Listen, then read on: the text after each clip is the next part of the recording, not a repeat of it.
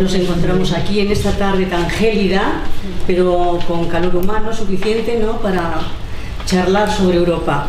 Ante todo, dar las gracias a Pedro Montes, que como ya sabéis es economista y es presidente de Socialismo 21, Miguel Urbán, que viene desde un poquito lejos, ¿verdad?, para estar con nosotros y nosotras, eurodiputado de Podemos, y está él en la Comisión de Economía.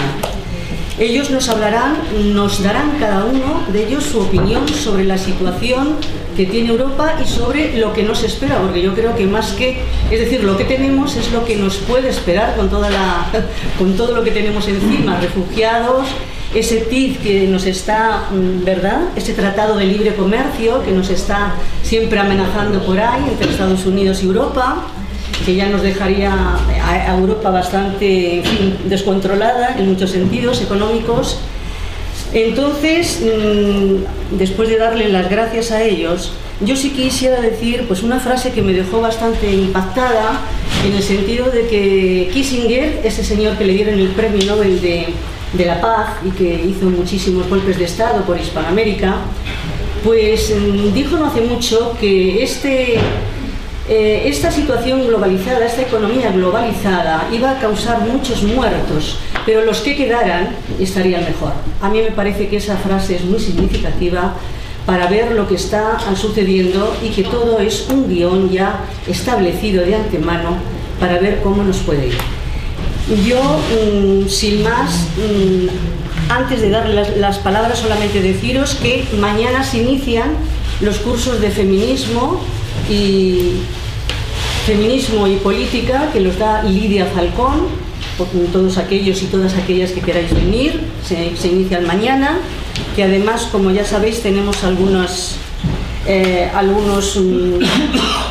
actos programados, como es el viernes, se da la clase de ciencia, que habitualmente hacemos una vez al mes, agujeros negros, y luego después pues las películas, que ya tenéis ahí toda la información. Yo ya no me enrollo más y dejo la palabra, al parecer, a Pedro Montes, que es el que va a dar su opinión sobre la Europa que tenemos y la que nos espera, y posteriormente tú. Ellos me dicen que hablar aproximadamente 20 minutos, 25, y luego pues hacéis preguntas y se establece un debate, ¿de acuerdo? Pues nada más. Muchas gracias y empezamos. Hola, buenas tardes, amigos y amigas, y muchas gracias a Volcán por la invitación que nos ha hecho sobre un tema que yo creo que es esencial. Si tuviera que decir cuál es el tema más importante que tiene que resolver nuestro país en su situación política, económica y social, diría que tiene que aclararse con respecto a lo que va a hacer con Europa, ¿vale? Y esto parte de dos consideraciones por mi parte que son un poco muy rotundas, pero bueno, yo estoy lo que defiendo y lo que creo más convincente. Por un lado, que la crisis que tiene Europa y la crisis que tiene la economía española o la sociedad española tiene su origen en lo que, muy simplificadamente... Dicen que no se oye muy bien, hacerlo un poquito más. Sí, ya, ¿mejor ahora? Mejor, sí. Bueno, vamos a ver. Decía que el tema de Europa es el tema esencial que tiene hoy que confrontar la sociedad española. Cualquiera que vea una tertulia o cualquiera que lea cualquier tema político de nuestro país, hay otros 20 temas esenciales: corrupción, Cataluña, posición de los sindicatos, etcétera, etcétera. Pero yo creo que el tema de Europa, o resolvemos cuál es nuestra situación en Europa, nuestra vinculación con la Europa construida, o no podremos salir. Y esto, como decía, se deriva de dos opiniones. La primera es que la crisis que se ha gestado en Europa tiene su origen en el euro. Una crisis de la naturaleza que tiene esta, de la envergadura, de las dimensiones y, si quieres, del lapso temporal que ya ha transcurrido, pues es muy difícil explicarla por un solo rasgo del euro o lo que sea, ¿no? Efectivamente hay muchos más factores que están influenciando en los que son hoy lo que podemos entender por crisis europea. Europa, el proyecto europeo se ha paralizado, Europa tiene unas tensiones internas y unas tensiones, ¿no?, con el resto del mundo, ¿no?, a través de sus movimientos geopolíticos también bastante graves. y Europa en estos instantes pues no se sabe dónde va. Si yo preguntara aquí mismo, ¿no?, ¿qué entiendes por Europa?, supongo que tendría tantas respuestas como personas estamos aquí. Empezaríamos a decir que es un mercado único, que es un mercado de una moneda única, otros dirían que es un continente, otros dirían que acaba aquí y empieza aquí, pero como sabéis, Europa efectivamente es un tema esencial, pero que no lo tenemos definido. ¿Y por qué digo lo del euro? Porque mirad, yo creo que se puede demostrar muy solventemente que el euro fue una creación, primero, muy precipitada, y segundo, que correspondía a unas condiciones económicas que eran estaban muy alejadas de lo que son condiciones normales para tratar de implantar una moneda común. Y la lógica que se hizo, la lógica con la que se abordó el tema del euro, fue decir, y esto ocurrió en el año 92, después del desarrollo de una cosa llamada balasta única. Ya tenemos un mercado único, del tipo del que tienen las economías estatales, del tipo de lo que es España, de lo que era Francia, de lo que era Italia. Y sin un mercado único donde los factores económicos se pueden mover con toda libertad, ¿no?, las mercancías, los individuos, etcétera, etcétera. Hay una moneda, antes del euro había la moneda de la peseta, en nuestro caso, la lira italiana, etcétera, etcétera. Pues lo que sería razonable en ese proceso de integración es poner una moneda única. Y esto fue lo que se hizo un poco, pues si me apuráis, con muchos problemas, con muchas disidencias internas, y si me apuráis, con una cierta perspectiva, no había condiciones para hacer esto. Y digo que no había condiciones por dos o tres motivos. Primero, porque hubo una crisis del sistema monetario europeo que era un avanzadillo, un antecedente de lo que iba a ser el euro. Y aquello estalló. Cuando digo estalló es que se vino abajo en el año 92-93 de una forma estrepitosa. Y aquello era un acuerdo para tener las monedas más o menos estabilizadas con el tipo de cambio. Segundo, porque si uno examina la historia, verá que las monedas a lo largo de la historia en cada uno de los países han desempeñado un papel esencial, en un sentido o en un doble sentido. Primero, cuando los países son unos muy ricos y con mucha tecnología, con muchas materias primas, con mucha capacidad de producir, mucha capacidad de exportar, y estos están más atrasados tecnológicamente, están más atrasados en su formación, etcétera, etcétera. Y evidentemente cuando todos los países compiten en los mercados, pues naturalmente la ventaja la lleva los países fuertes, los países tecnológicamente muy avanzados, los países con una gran capacidad, ¿no?, de producir, exportar, etcétera, etcétera. Y ha ocurrido en la historia que las monedas servían para restaurar, por así decir, la competitividad o la posibilidad de la economía en mantenerse en el mercado mundial, o en el mercado entre los países. ¿Qué ocurría? Pues que efectivamente, si uno examina cuál fue la historia de Alemania o de su moneda antes de la implantación del euro, pues el marco alemán se iba revalorizando. ¿Qué significaba su revalorización? Bueno, que las mercancías, ellos podían comprar más mercancías extranjeras cada vez más barato. Lo cual no era nada más que la fórmula que se tenía para justamente hacer que las economías más atrasadas pudiesen recuperar avances o recuperar cotas de mercado. Y por el contrario, las economías más debilitadas lo que hacían era devaluar, y se ve, por ejemplo, la trayectoria de la peseta, la trayectoria de la lira, que eran monedas que se iban devaluando en el marco europeo. ¿Por qué? Porque con la devaluación lo que haces tú es abaratar tus exportaciones, hacerlas más baratas para los demás, y por ese procedimiento, bueno, pues se conseguía el que las exportaciones de los países más atrasados se recuperasen. Y también una cosa esencial, y es que el saldo entre las importaciones y las exportaciones de un país tiene que estar más o menos equilibrado, porque si no está equilibrado, ocurre que los países se tienen que endeudar, como se endeudan las familias, como se endeudan las empresas, como se endeuda cualquiera.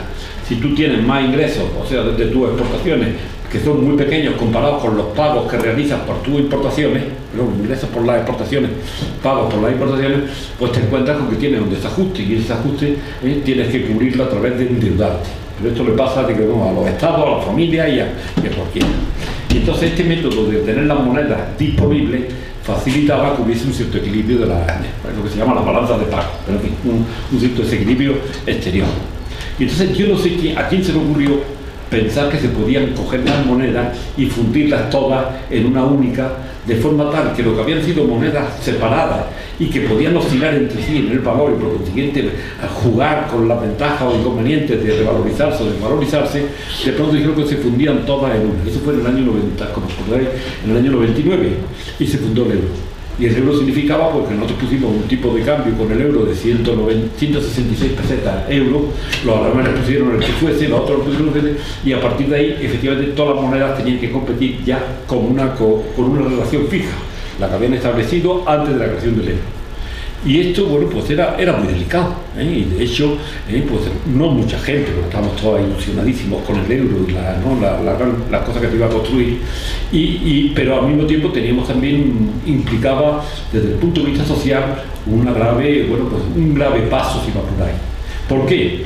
Porque fijaros bien que estoy hablando otra vez de los desequilibrios exteriores, que cuando existían había una cosa específica, y era la moneda para poder alterarla y poder equilibrar la balanza de pago, para poder equilibrar las importaciones y las exportaciones. Pero desde el momento que se cierra, se desvanece el tipo de cambio, ya os deja de ser un instrumento en manos de los gobiernos o de los estados para poder hacer este equilibrio, pues todo lo que hay que jugar es con los salarios, con las condiciones sociales, etcétera, etcétera. Y si os acordáis, antes de la implantación del euro vivimos una década que todo eran ajustes y recortes. Ajustes y recortes para cumplir las condiciones del euro. Y luego, una vez que se implantó el euro, pues ajustes y recortes para mantener la competitividad. Y todo ese el tema de los salarios, el tema de la desregulación del mercado laboral, el tema de los impuestos, el tema de que había que bajar las cotizaciones sociales. Todo eso es producto de ese avance que se dio con la creación del euro. Como ya no había posibilidad de alterar la moneda, nos encontramos, por consiguiente, con la necesidad de hacer nuestro país competitivo por la vía de degradar salarios, relaciones laborales, relaciones sociales, desmantelar el estado de bienestar. No se da cuenta, por consiguiente, que aquella gente que fuimos muy poquitos, lo que en aquel entonces dijimos, esto es muy peligroso lo que estamos viendo, y es muy peligroso desde el punto de vista económico, por lo que he dicho antes, de que eso era destrozar un instrumento esencial para equilibrarse, como desde el punto de vista social. Si sabemos que las monedas van a desaparecer, la carga que vamos a tener por parte de la burguesía, los empresarios, etcétera, contra los derechos laborales, contra los derechos sociales de los trabajadores, va a ser enorme. Y esto fue, pero bueno, estábamos tan entusiasmados, pensábamos que eso del euro era una maravilla, que habíamos descubierto algo milagroso, ¿no? Que nos permitía estar en Europa, gastar, y esto fue lo que hicimos. Pero ¿qué ocurrió? Y ocurrió, pues lo que en última instancia tenía que ocurrir, y lo que en última instancia dijimos los críticos contra el euro, que era muy peligroso establecer una moneda común entre países tan diferentes. Y al principio, pues empezaron a agrandar estos déficits entre las importaciones y las exportaciones, pero estábamos comodísimos en el sentido de que como estaba inventado el euro, pues el euro facilitaba de un modo extraordinario la financiación entre uno y otro. Y un país como el nuestro, que estaba incurriendo ya en déficit muy importante, se iba a Alemania o se iba a Francia y conseguían los bancos y conseguían las empresas españolas, conseguían financiación sin ningún problema. Y así estuvimos toda una década, toda la década, empezamos del año 2000 hasta el año 2007 o 2008, que estalla la crisis financiera internacional. Pero en ese intermedio ocurrieron cosas muy terribles desde el punto de vista económico, aparte de las sociales, que como digo, no se paran nunca de acosar, ¿no? a los trabajadores. Y es que ese déficit de la balanza de pago pues se hizo extraordinario, es decir, cobró unos niveles insólitos. Y puedo dar algún dato. En la historia de la economía española nunca el déficit exterior había superado el 3% del PIB, ¿vale? En cuanto pasaba de 1,5 o 2, los gobiernos empezaban a estar inquietos, decían estamos en una situación muy desequilibrada, si teníamos reservas se perdían, si la moneda nuestra estaba en los mercados se devaluaba porque la gente compraba más moneda extranjera que la propia, etcétera, etcétera. Y entonces había cambios de política económica muy sustanciales, tan sustanciales como que el PSOE, cuando entró en el año 82, diciembre del año 82, en el gobierno, lo primero que hizo en el primer Consejo de Ministros fue devaluar la moneda, que dijo, esto empieza a estar tenso para la economía española, vamos a tomarnos el margen que nos concede una devaluación. Esto exportaremos más, importaremos menos y tendremos ese margen de la peseta más barata. Pero como digo, ocurrió que a lo largo de la década, ese déficit fue creciendo como consecuencia de esa rigidez que nos habíamos impuesto. Y se puede decir, por ejemplo, que en el año 2009 el déficit de la balanza de pagos, no utilizo esa palabra, pero es el déficit exterior, ¿no? Con los ingresos menos los pagos que hace nuestro país, había llegado a ser el 9% del PIB. Bueno, si aquí hay algún economista, pues entenderá eso, lo que significa un déficit de esa magnitud. Pero estamos todos encantados y se están los artículos de prensa de los años 2005, 2006, 2007, 2008, todo el mundo estaba feliz de pensar que habíamos descubierto una cosa maravillosa, y era que ya no había restricciones del sector exterior y que al mismo tiempo, con esto de estar en el euro, nos financiábamos, por así decir, sin edil. Pero esto era mentira. Esto era mentira, y hay que decir también que nadie quiso enterarse. Y de hecho yo acabo de leer algunos libros de, por cierto, un ministro socialista, que era Sebastián, me parece, ¿no? ¿Vale? Que acaba de sacar un libro y dice: no nos enteramos de nada. Dice él, pues no, de nada lo añado yo. Se enteraron de muy poco. Y era porque estábamos ya sabiendo que estábamos metiéndonos en la boca del lobo. ¿Qué ocurrió? Que en el año 2009-2008, como sabéis, estalla la crisis financiera internacional. Y esa crisis financiera internacional pone en el orden del día cuál es la situación financiera de cada uno de los países. Al principio, como le pasa a un deudor individual, le dan dinero, pero te dan mucho dinero, pasa a ser de un buen deudor a ser un deudor muy peligroso. Y le pasó a nuestro país y a otros países, que empezamos a endeudarnos, y cuando quisimos hablar teníamos tanta deuda que éramos países absolutamente, digamos, no solventes, insolvencia. Y eso ocurrió con la crisis financiera internacional, que fue cuando dijimos: hombre, pues sí que hemos hecho un desastre. Pero la crisis financiera se tomó como, digamos, el desencadenador, se tomó como la razón de la crisis. Y eso es falso. La crisis la habíamos gestado ya en Europa. Y si hoy he hablado del 9% de nuestro país, por ejemplo, en el caso de Italia, no, en el caso de Italia no fue de los países, fue el 6 o 7%, pero en el caso de Grecia, como seréis, como un país desgraciado y que está ahora sometido a no sé cuántas cosas, ese déficit pasó a ser el 15% del PIB en los años 2009 y 2010. Y en el caso de Portugal, otro país que también está tocado, ¿no? Pertenece a ese grupo designado de los cerditos, ¿no? Del PIX, ¿no? Que fue Portugal, que era el 12%. Por así decir, sobrevino una crisis tremenda, que nos cogió absolutamente en una situación de endeudamiento insólita, de unas cantidades que, si os las dijera, pues no significaría nada para vosotros, pero desde el punto de vista macroeconómico del país son magnitudes que no se han visto en la vida. Y si además tuviesen el mal gusto de traducirlo a las viejas pesetas, habría que saltar ya de los billones a los trillones para tener significación de la deuda que tenía. Bueno, y esta es la situación. Entonces, bueno, pues alguna gente pensó: pues sí que hemos hecho, ¿no? Sí que hemos convertido. ¿Qué ha pasado a lo largo de toda la década posterior? Que, como sabéis, esta crisis financiera desencadenó también una crisis real en la economía. Y la economía, pues después de cortarse el flujo financiero entre los países y entre las instituciones financieras y entre los bancos, pues se entró en una crisis real económica. Esa crisis real económica produjo, entre otras cosas, pues una necesidad de gastos públicos, porque empezaba el paro a crecer, empezaba, toda la degradación de las condiciones sociales impulsaban a tener que gastar, pero sobre todo y fundamentalmente toda esa crisis real se tradujo en una caída drástica de los ingresos públicos. Y de pronto un problema que no había existido o que no existía antes de empezar la crisis, pues fue el tema del déficit público. Y como sabéis, pues eso es, en el año 2007, por ejemplo, 20 minutos antes de empezar la crisis, el Estado en nuestro país tenía un pequeño superávit de público. En el año 2009-2010 ya el déficit era del 10%. Eso, bueno, pues desencadenó, como sabéis, todas las tormentas y todas las exigencias que ha tenido Europa frente a nuestro país y a otros países. Y como debéis mucho y tenéis además un déficit muy grande, tenéis que aplicar unas políticas que se llaman las políticas de austeridad. Y desde entonces no hemos estado más que sometidos, con un grado u otro, pero en todo caso, digamos, con una persistencia y con una contumacia digna de mejor destino, hemos estado sometidos a lo que llamamos la política de austeridad. Y la austeridad, pues como sabéis lo que es gastar menos, ¿no? Como rebajar los salarios, para rebajar las cotizaciones, rebajar los impuestos que pagan los ricos para que el capital esté animado, se venga para acá y no se vaya, degradar los gastos sociales en medicina, sanidad, etcétera, etcétera, con un problema muy grave.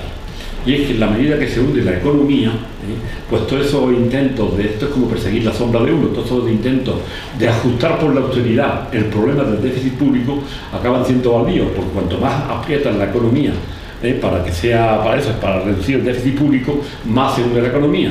Más se hunde la economía, más crece el paro, más crecen las necesidades sociales, menos impuestos se recaudan y estamos con una especie de pescadilla que se muerde la cola.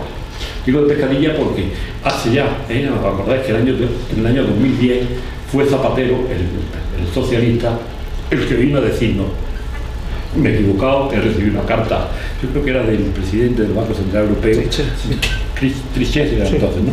Que hay que cambiar. Y efectivamente fue a las Cortes y hizo una jornada el 10 de mayo del año 2010 en el que congeló las pensiones, bajó las pensiones, no recuerdo bien los datos, congeló los salarios, empezó a decir que había que hacer recortes en sanidad, en medicina, estas cosas que yo creo que las conocemos de eso.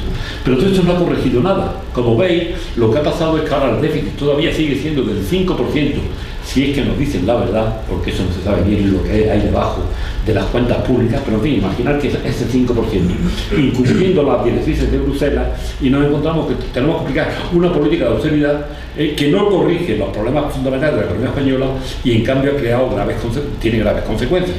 La principal y más conocida es la del paro. Un país que ha llegado a tener el 25% de paro, con los jóvenes al 50%, es un país desolado, un país, bueno, pues sin solución. Entonces, fijaros bien que nos encontramos con una situación donde la troika sabe que debemos mucho, nos aprieta todo lo que puede apretar y puede apretar mucho, porque esto es como imaginar un individuo que está endeudado o una empresa muy endeudada. El señor que tiene los créditos, cada los créditos, tiene condiciones para apretar todo lo que le dé la gana, que es lo que hace el Banco Central Europeo. Ahora ha aflojado mucho, pero ha aflojado por las condiciones que hay en toda Europa. Pero a título individual de cada uno de los países puede hacer barbaridades con cualquier país, como pasó en Grecia hace unos cuantos meses. Os acordaréis, en julio del año pasado, donde un gobierno gana un referéndum, dice que no quiere someterse a los planes de austeridad, y cuál sería la presión que al día siguiente, no tardó ni una semana en resistir, se fueron a Bruselas, ¿no? Tsipras y sus compañeros, y firmaron lo infumable. ¿Por qué? Porque efectivamente los países están al borde del precipicio, los países están al borde de poder resistir la presión que les pueda ejercer el Banco Central Europeo. Y ocurrió, como digo, que Grecia es el país que tenemos ahora como más paradigmático del desastre en que se ha convertido Europa. Pero países como Grecia o países que estén en esa situación, estamos unos cuantos. Para empezar, el nuestro, cuya deuda no ha disminuido a pesar de tantos esfuerzos, no digo solo la pública, sino el nivel de deuda internacional que teníamos en el año 2007-2008 sigue intacto, sigue con los mismos valores, con algún cambio, en el sentido de que antes era el sector privado el que más debía, ahora sigue siendo el que más debía, pero ha habido a través de las instituciones europeas, pues ha habido un cambio, y por así decirlo, las instituciones europeas las que se han sustituido como acreedores al sector privado. Pero bueno, estas son minucias comparadas con el tema de que seguimos debiendo tanto que este país no tiene solución. Este país está quebrado. En última instancia estamos, el día que Bruselas quiera hacernos una mala pasada, nos pone como dice, en la calle en minutos, como se deshace a la familia. Y en estas condiciones, bueno, pues, ¿qué es lo que hay que proponer? Hay un grupo de gente muy minoritario en nuestro país que ha constituido a lo largo del tiempo, pues, ha lanzado unos cuantos manifiestos diciendo: mirad, que esto está muy grave, que este país tiene que desvincularse del euro para poder tener solución. Hay que romper con el euro, recuperar nuestra soberanía económica, recuperar nuestra moneda, recuperar las posibilidades de poder hacer una política propia para poder enfrentar las situaciones que tiene el país. Porque la otra alternativa es seguir en manos de la troika, es seguir en manos del ajuste y la austeridad. Y en manos del ajuste y la austeridad, pues ya es un camino que hemos recorrido. Pero no solo que lo hemos recorrido, es que sabemos que no hay solución a los problemas de nuestro país por la vía del ajuste, porque los problemas de fondo van a seguir permaneciendo.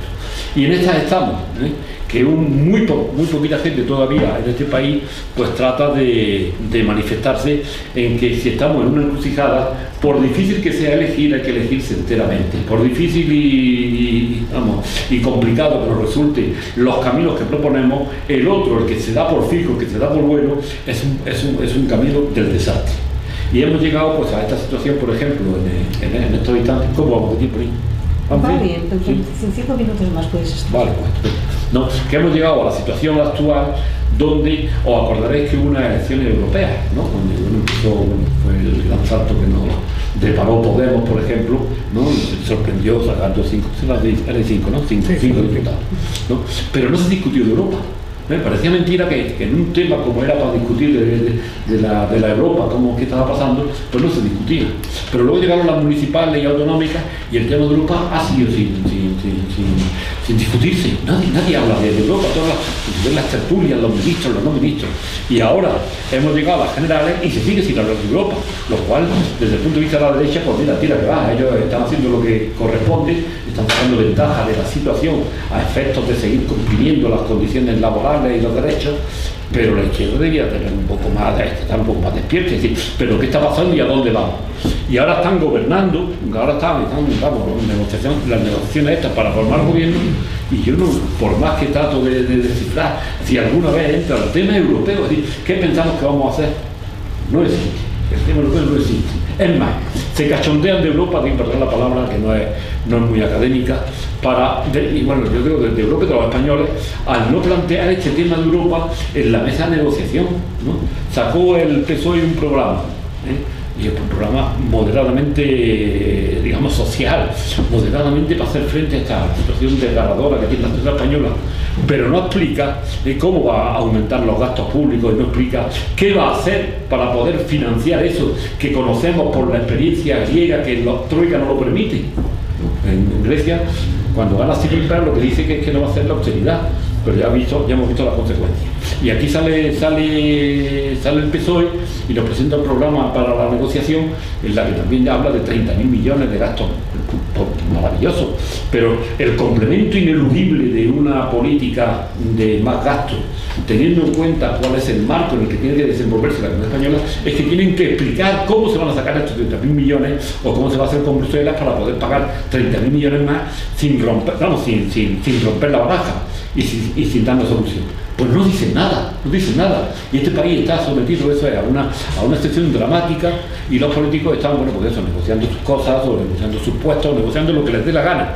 Pero el problema fundamental es que tenían que abordar ese tema. Bueno, y me gusta, y aquí tenemos a compañeros un poco de Podemos, pero lo primero que dice Podemos cuando conoce el programa del PSOE es que lo han copiado. Y bueno, y qué suerte, ¿no? A ver si me copian, por ejemplo, a mí mi programa de salir del euro, ¿no? Y de eso se trata, de que te copien, de hacer extender, ¿no?, tus posiciones a las demás organizaciones. Bueno, lo primero que es que lo han copiado. Y luego han sacado un programa que no es no son los 30.000 millones de que le habla el PSOE. Podemos ha puesto sobre la mesa, como si esto fuese una apuesta, ¿no?, a ver quién tiene más, ¿no? Y dice, no 30.000 millones, 96.000 millones.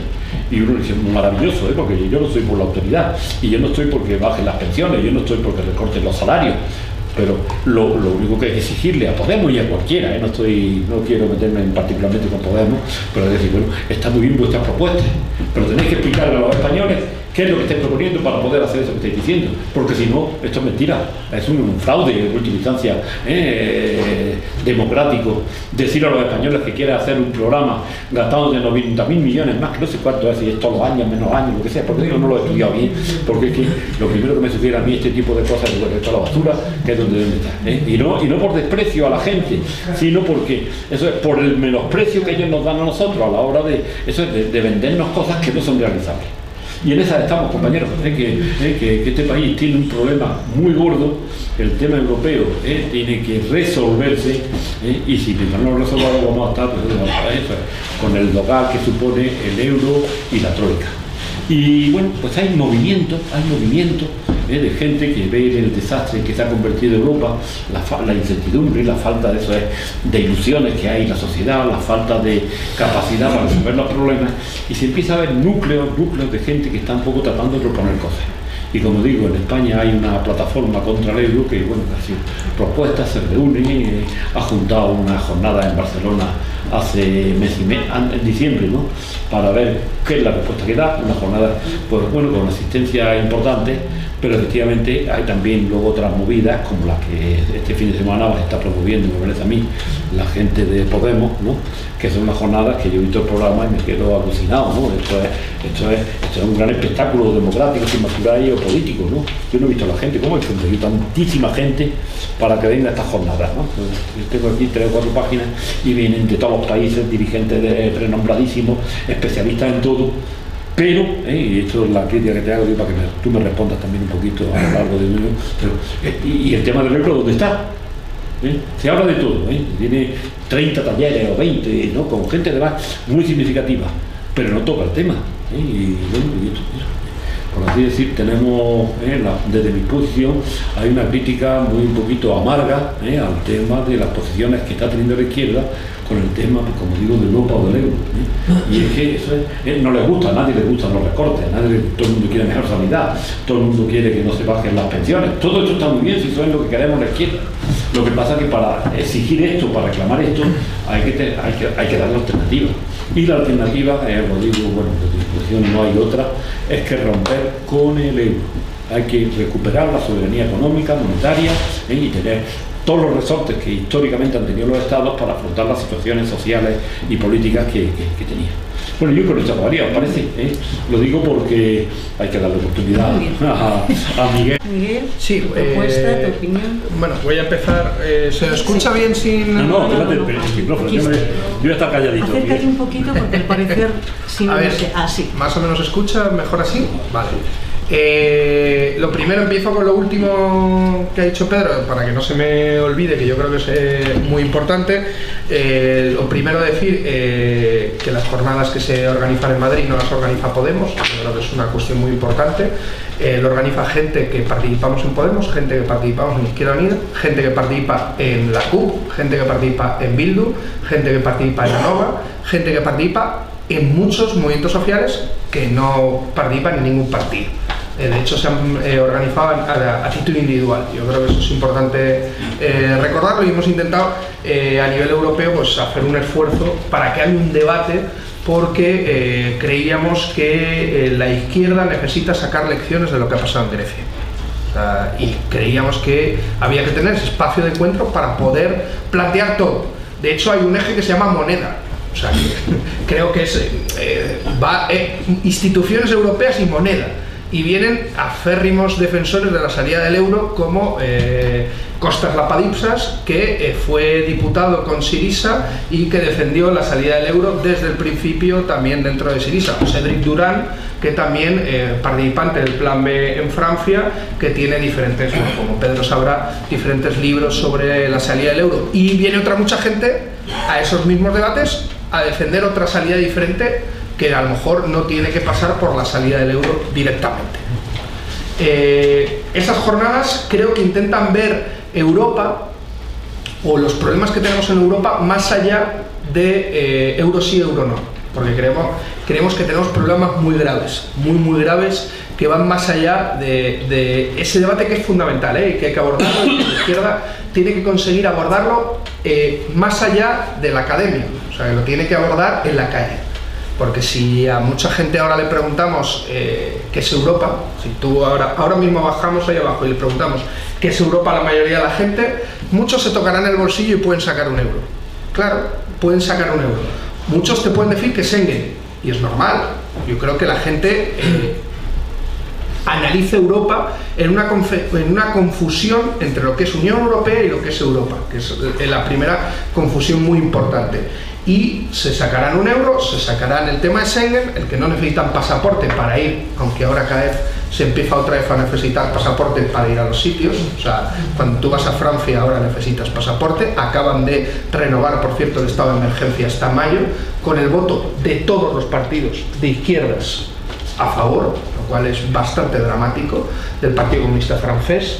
Y los más jóvenes sacarán el tema de los que hayan podido irse de Erasmus, que es, si acaso, también lo más conocido con lo que podemos orientar Europa. Pero para terminar con el tema de las jornadas del Plan B, nuestra idea es intentar hablar de muchos aspectos y, sobre todo, marcar una agenda de movilización. O sea, lo que se va a plantear ahí es intentar unificar diferentes movilizaciones aisladas que hay, para poder tener una agenda que yo creo que hemos perdido a nivel europeo, además con la pérdida de los foros sociales mundiales, los foros sociales europeos, que tuvieron su recorrido, pero por lo menos marcaban una cierta agenda más o menos conocida. Eso se ha perdido. Nosotros no queremos recuperar la figura del foro social, pero sí recuperar la idea de tener una agenda común e incluso valorar la posibilidad de salir todos juntos y juntas un día para reclamar una Europa diferente. De hecho, se está barajando la opción de proponer en la asamblea del domingo, porque se terminará con una asamblea de valoración y de los diferentes ejes, el 28 de mayo. Como todos sabréis, el 28 de mayo es el día que se celebra la Comuna de París. Si tenemos que anteponer una Europa, yo prefiero recoger la Europa de la Comuna que no la Europa de los mercaderes que tenemos ahora mismo. Entonces prefiero luchar por la Europa de la Comuna. ¿Por qué? Porque creo que, y ahí parte ya la intervención propiamente dicha, creo que el gran problema que tenemos ahora mismo, sobre todo los pueblos del sur de Europa, se llama Unión Europea. Gran parte de la solución se llama construir una Europa diferente. Y yo creo que ese es el debate justamente que tenemos, y una de las lecciones que tenemos que sacar de lo de Grecia, porque para saber a dónde queremos ir, tenemos que saber de dónde venimos. Yo me retrotraería, por lo menos, evidentemente, si queremos, a los mitos fundacionales de la Unión Europea. O sea, cómo se construyó una unión en torno a mitos, porque muchas veces ninguno son realidades, ¿no? Yo creo que es el primero. De hecho, hemos utilizado y hemos construido mitos de todo. De hecho, yo estuve hace poco en Berlín, y cómo construimos un mito en torno a la caída del muro de Berlín, ¿no? De la libertad llega al mundo, ya no se construirá ningún muro. No hemos parado de construir muros desde la caída del muro de Berlín, justamente, ¿no? Yo creo que sería bueno recordarlo 26 años y medio después de esa caída. Y no solo fue dentro de Europa, sino que incluso pagamos la externalización de muros para blindar Europa, ¿no? De hecho, es curioso, hablando de Schengen, hablando de euro, si hablamos de Schengen, la apertura de fronteras entre los países miembros de Schengen, lo que ha generado justamente es el aumento de la xenofobia hacia los países de fuera de Schengen. O sea, yo creo que es un elemento también a tener muy en cuenta. O sea, cómo Schengen ha sido uno de los catalizadores de lo que podría ser una política de racismo institucional por parte de la Unión Europea, y el pistoletazo de salida de lo que ahora podríamos considerar la Europa fortaleza, que yo creo que es uno de los elementos que estamos viendo con más fuerza con el tema de la crisis de los refugiados. Y de hecho, por desgracia, hay más posibilidades de que la Unión Europea, tal como la conocemos, se rompa por la gestión de la crisis de los refugiados y la gestión de Schengen, que por una salida progresista de izquierdas con el tema del euro, por ejemplo, o por una salida de ruptura democrática de un gobierno de izquierdas como podría ser el de Syriza en su momento, lo cual es dramático, lo cual es dramático y demuestra la situación tan terrible en la que se encuentra la izquierda europea y los movimientos populares en Europa.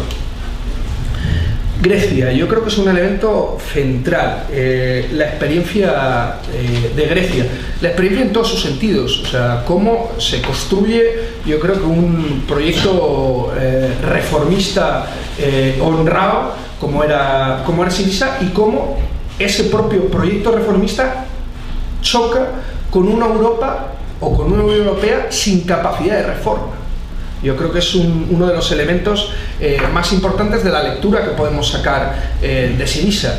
Otro elemento que para nosotros es central, y tocaremos en el tema del plan B, y que sin eso no podemos entender los elementos de disciplinamiento político que hay de los pueblos del sur de Europa, que es la deuda, que es un elemento central, y que Syriza abordó, yo creo, intentó abordar con la construcción de la primera auditoría ciudadana de la deuda que hemos tenido en un país europeo. De hecho, vendrá Zoe Konstantopoulos, que fue la presidenta del Parlamento griego e impulsora de esa auditoría, vendrá con Eric Tusser al eje de deuda dentro del Plan B, justamente para explicar también esa experiencia y los problemas que se encontraron. Pero una experiencia, estábamos hablando justamente, lo ha tocado de pasada Pedro, el tema de la deuda.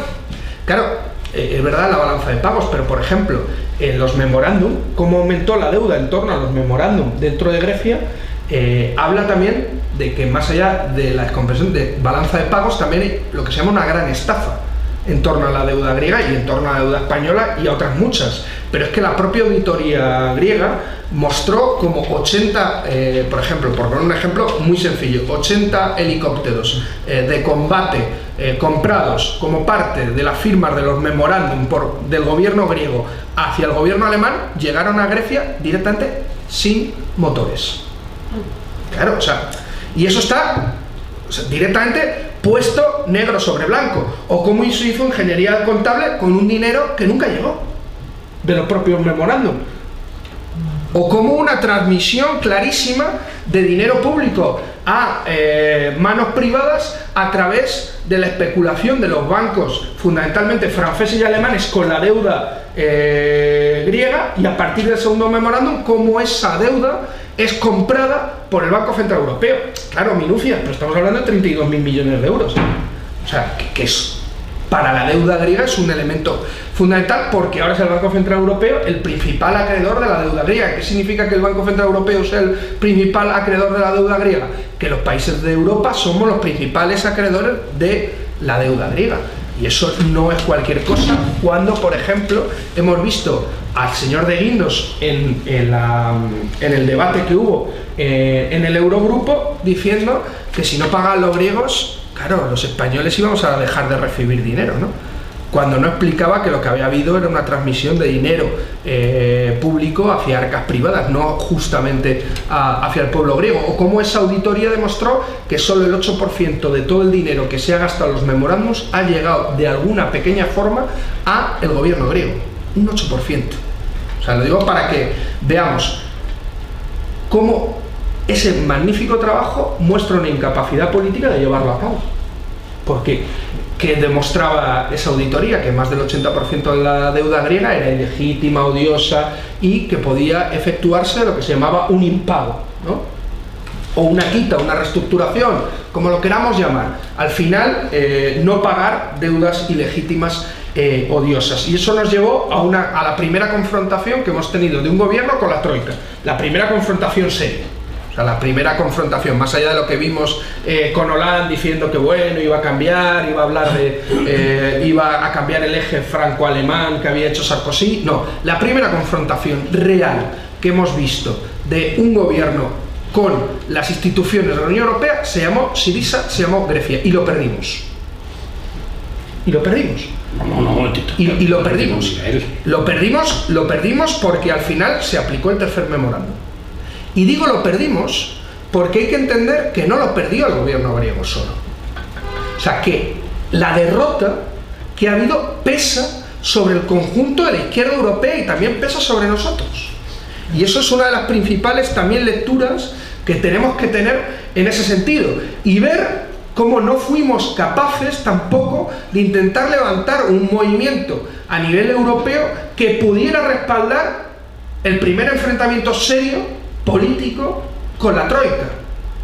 Y también hay un elemento central de cómo el gobierno griego de Syriza no quiso apelar a la solidaridad internacional de los diferentes pueblos de Europa en la negociación, e intentó llevar una negociación simplemente por arriba. Primer dato que nos debe de hacer reflexionar de que cualquier enfrentamiento con la Troika no solo se puede llevar en despachos del Eurogrupo o en decir mi opción es la mejor.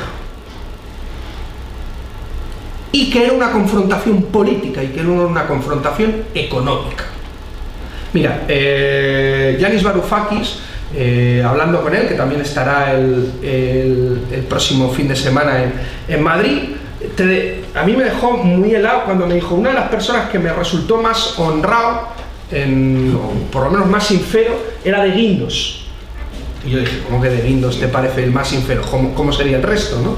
O sea, y dice: bueno, porque él llegó y me dijo: mira, Yanis, la propuesta que tú llevas yo creo que podría ser la mejor. O sea, la mejor incluso para pagar acreedores, para poder llegar a una solución aceptable, más o menos, para todos. Pero te voy a decir una cosa, esto no es economía, esto se llama política. Y si a vosotros os sale bien, eso alienta a que otras formaciones, sobre todo en mi país, que se llaman Podemos, puedan tener más apoyo popular de la que tienen ahora mismo. Con lo cual, no os vamos a apoyar ni vamos a aceptar ninguna solución.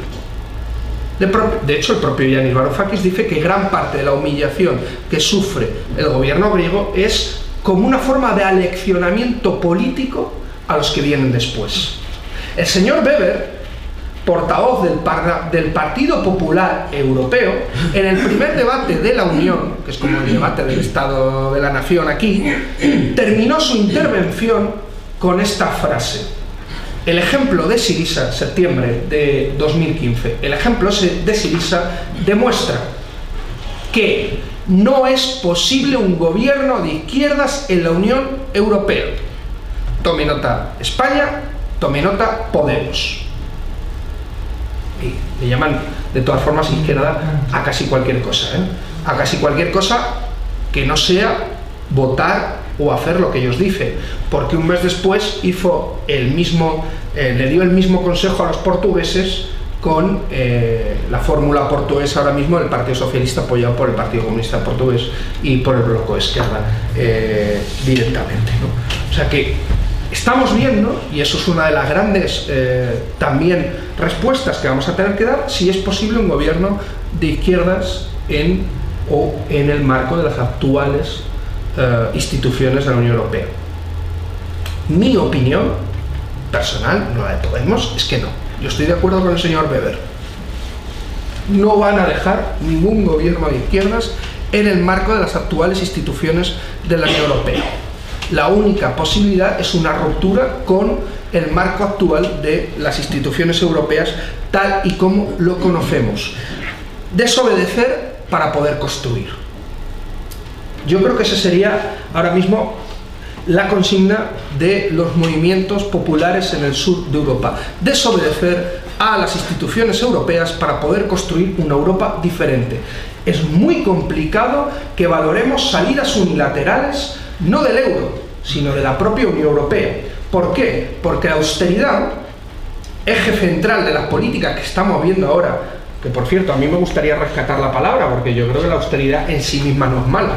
El problema es dónde se aplica la austeridad. La austeridad en conceptos ecológicos no solo no es mala, sino que es necesaria dentro del marco en el que nos encontramos actualmente. Pero la austeridad justamente en gasto social, la austeridad en derechos sociales, que es donde se aplica, ahí está el problema de la palabra austeridad. Memorándums, ajustes, justamente recortes se están aplicando en países que no tienen el euro también. De hecho, ¿qué supondría ahora mismo la salida del euro? Porque hemos visto un alegato por parte de Pedro, que yo en muchas de las cosas que he dicho puedo estar totalmente de acuerdo con él, pero ¿qué hay después del euro? ¿Qué mecanismos hay? Porque es una cosa que hablábamos justamente en la puerta. Hay mecanismos, sabemos que hay mecanismos de entrada, pero no hay mecanismos de salida del euro, No hay mecanismos de salida del euro, que es uno de los elementos que también hay que sacar la lección también de Grecia. ¿Qué hubo? No hubo una amenaza de expulsar a Grecia del euro. Lo que hubo fue una asfixia económica por parte del Banco Central Europeo a Grecia, el famoso corralito. Eso es lo que hubo. Pero ¿alguien explicó cómo se iba a expulsar a Grecia del euro? Hablamos del Brexit. ¿Eso qué es? ¿Cómo se concretaría? Jurídicamente no hay mecanismos en la Unión Europea para expulsar a ningún país miembro del euro. ¿Qué supondría en el caso de que se hiciera esa expulsión del euro, por ejemplo, en la devaluación también de la moneda? O cuando hablamos de soberanía, cuando teníamos la peseta, ¿podemos hablar de que teníamos soberanía económica? Claro, a mí también me genera bastantes dudas el hablar de que recuperar la soberanía es volver a una moneda nacional. Y hay otro elemento que para mí es central en este debate, que es, y ya paso a la siguiente, que es el tema de refugiados, que me parece fundamental, y Europa Fortaleza. Sobre el tema de la moneda, que es, yo sigo pensando que la consigna de Syriza es la adecuada, una consigna que te permite trabajar y avanzar en que una mayoría popular pueda enfrentarse y desobedecer a las instituciones europeas en el tema del euro, que era ningún esfuerzo más por el euro, ninguno. El problema es que la consigna de Syriza de ningún esfuerzo más por el euro se convirtió en cualquier esfuerzo necesario para mantenerse en el euro. Ese es el problema. Entonces, tenemos que tener la capacidad de poder decir basta. Yo creo que ahí encontraremos un punto de acuerdo, Pedro y yo. Tenemos que preparar la capacidad para poder decir no voy a pagar la deuda, y si eso supone la amenaza de expulsión, tener la capacidad de poder afrontarla. No voy a aplicar, por ejemplo, el techo de déficit o el pacto de estabilidad, y que eso tengas capacidad de poder desobedecer justamente herramientas que van más allá simplemente del euro. Acuerdos comerciales, por ejemplo. Hay que entender que las instituciones europeas tienen un déficit democrático de partida brutal, desde hace muchísimos años. Es un Parlamento Europeo, o sea, yo siempre lo digo, que es un poco una especie de lobby grande, ¿no? De los lobbies que tenemos en Bruselas, pero que no tiene capacidad legislativa real. Y eso es un gran problema. O sea, el otro día estábamos presentando el premio Sájarov, que se le ha dado a un bloguero saudí. Y nos preguntaban, bueno, ¿sirve para algo el premio Sájarov? La representante Elena Valenciano del PSOE dijo, claro, evidentemente, los derechos humanos, no sé qué. Digo, para mí sirve para lavar la cara de la Unión Europea. El Parlamento sirve para lavar la cara de la Unión Europea. ¿Por qué? Porque seguimos vendiendo armas a Arabia Saudí. Pero en cambio en el Parlamento le condenamos como una dictadura terrible. ¿Qué concreción tiene eso? Claro. De hecho, cuando tú entras en el Parlamento Europeo, más allá que te conocen los padres fundadores de la Unión Europea por los edificios del propio Parlamento, por cierto, curioso, ninguna madre fundadora. Yo creo que el proyecto europeo debió de nacer de una costilla, ¿no?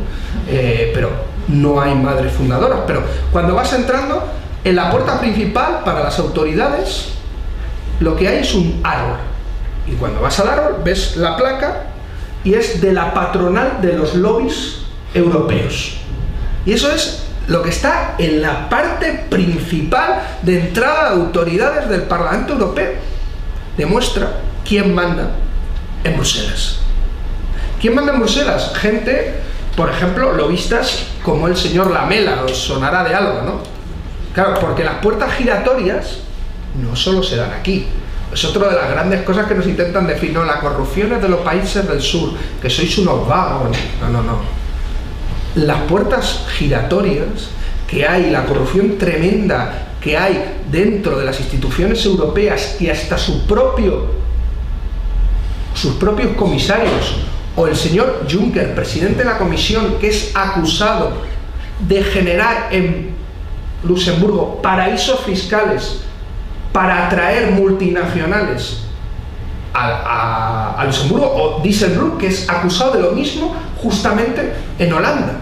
Esa es ahora mismo la comisión o el presidente del Eurogrupo, o sea, de lo que tenemos ahora mismo.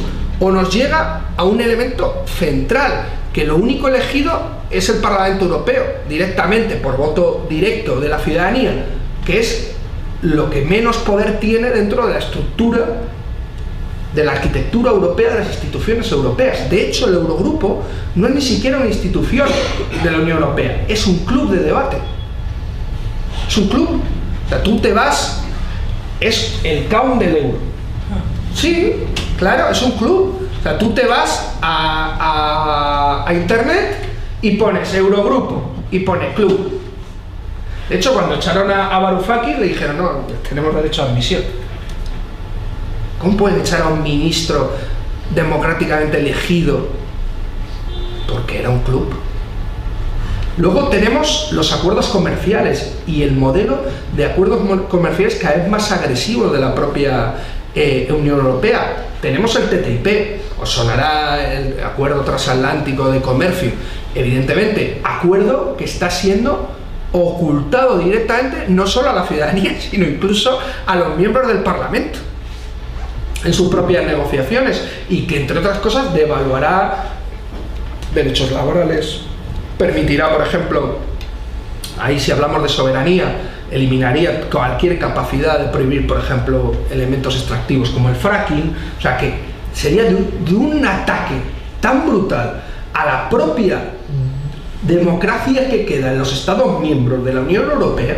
Pero luego tiene tisa. Para los que seamos un poco más mayores en este tipo de eventos, nos acordaremos de la directiva Bolkestein hace bastante tiempo, de la OMC, del acuerdo de servicios en torno por ejemplo, a servicios públicos como correos, sanidad y demás. El TISA, que se votó el otro día en el Parlamento Europeo, habla directamente de la liberalización de los servicios públicos europeos, abre la puerta a la privatización de todo correos en los diferentes países miembros.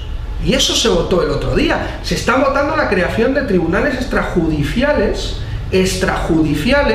para que las multinacionales puedan denunciar legislaciones que les son adversas en su negocio dentro de la Unión Europea.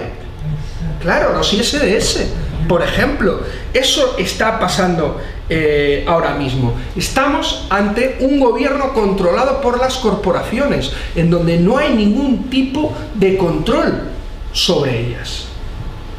Pero el elemento central ahora mismo de la crisis que estamos viendo es la gestión de la Europa fortaleza, la institucionalización del racismo y la xenofobia, todo eso mezclado con un cóctel de austeridad, de recortes y de aumento de la extrema derecha en Europa.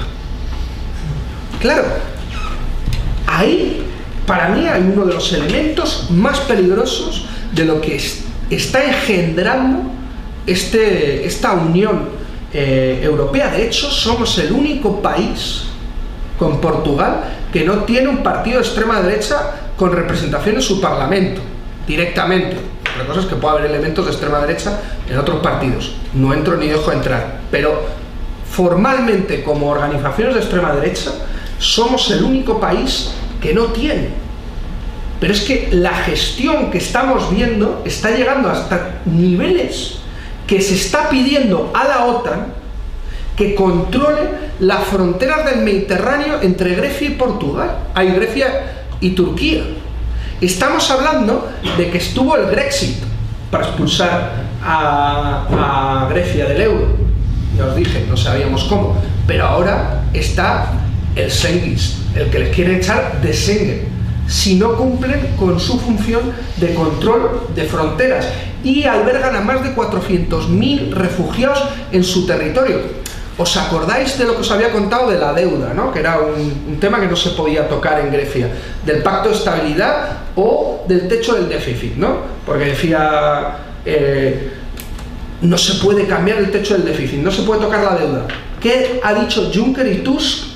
Tusk, ex presidente del Consejo, y Juncker de la Comisión, a Grecia: si hacéis de policía de fronteras, si cumplís con vuestras responsabilidades en el control de refugiados para que no vayan, no a Europa, para que no vayan a Centro Europa, podemos hablar de quita de la deuda, podemos hablar de relajación del techo del déficit o del pacto de estabilidad, que demuestra que es una cuestión de disciplinamiento político, no un elemento invariable, económico, que no se puede tocar, sino que lo que quieren es justamente con esos elementos construir una Europa a imagen y semejanza justamente de los intereses de unos pocos y en detrimento de una gran mayoría que estamos viendo ahora mismo cómo están no solo empeorando situaciones, sino sobre todo acercándose y creciendo unos monstruos que nos recuerdan a épocas muy negras de nuestra propia historia. Y yo creo que eso, cuando vas a otros sitios y hablas con otras organizaciones sociales y de izquierdas, lo ves con una crudeza tal y tan bestial que nos lleva a entender ahora mismo pues una frase que me dijo un refugiado kurdo iraquí, que me dijo que ellos llaman al Mediterráneo el paraíso, por dos cosas. Porque en ese mar últimamente muere tanta gente que solo puede ser el paraíso, y porque cuando pasas por él pasas por un infierno. Entonces cuando el infierno termina y has estado en el infierno, solo puedes ir al paraíso. Las políticas actuales están convirtiendo al Mediterráneo en la fosa común más importante de Europa. Yo creo que tenemos que empezar a plantearnos la necesidad de construcción de movimientos populares, evidentemente con capacidad, no solo de ámbito nacional o estatal, sino es necesario ahora más que nunca refundar un movimiento internacionalista que plantee cara, que desobedezca a la actual Unión Europea, que plantee una ruptura democrática con sus instituciones y que nos permita poder hablar de construir una Europa diferente. Pues para intentar poner un poco piedras para ir construyendo ese camino, hemos hecho lo del plan B, se hizo el plan B en París, que también estuvo Pedro, que estuvimos Pedro y yo, se ha construido Diem 25, que es una propuesta del propio Varoufakis. Hay redes anteriores que no podemos olvidar tampoco, está la red de ATTAC, está la red de Alter Summit, en donde hay diferentes también sindicatos europeos con movimientos sociales, o por ejemplo está Bloc Occupy, que podrían ser también redes de movimientos sociales a nivel europeo más alternativos o más juveniles que las anteriores. Yo creo que con todo eso, y sobre todo con mucha gente que no está en ninguna de esas, es con los que tenemos que ir empezando a construir un movimiento que pueda reformar, que pueda transformar justamente Europa. Yo creo que con el oji griego perdimos una gran, no Grecia, todos perdimos una gran oportunidad de haber empezado a demostrar que sí se puede construir una Europa diferente. Y hasta ahí empecemos el debate. Muchas gracias.